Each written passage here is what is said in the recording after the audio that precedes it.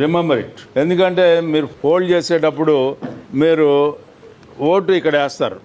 రాజేంద్ర ప్రసాద్ పక్కన ఆయన ఫోటో ఉంటుంది అనుకుంటున్నా. అక్కడ ఏదైనా ఆ ఫోటోలో ఏమైనా మార్పులు ఉన్నా నన్ను చూస్తున్నారు కదా, ఇప్పుడు మీరు కొద్దిగా జాగ్రత్తగా ఉండండి.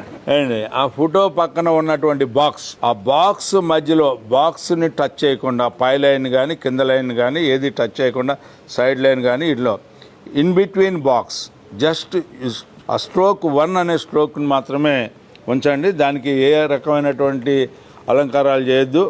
ఆడపిల్లలు మరీ ముఖ్యంగా, ఎందుకంటే యాడ్జెక్టివ్స్ యాడ్వర్బ్స్ ఏం పెట్టద్దు. Only single line. ఎందుకంటే మీకు ఆ కొమ్ము కూడా ఉండకూడదు.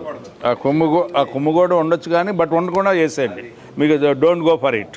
ఆ కొమ్ము కూడా ఉన్నాయి బాకండి. ఎందుకంటే మీకు అందంగా రాయడం అనేది ఇష్టం. అందుకనే మీరేం దీని గురించి అందంగా ఆలోచించొద్దు.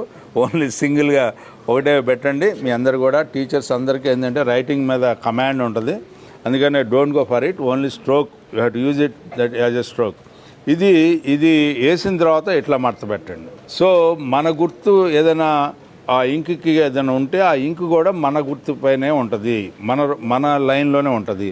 Then you fold like this. Then third, fourth ఇది put it in box. Okay.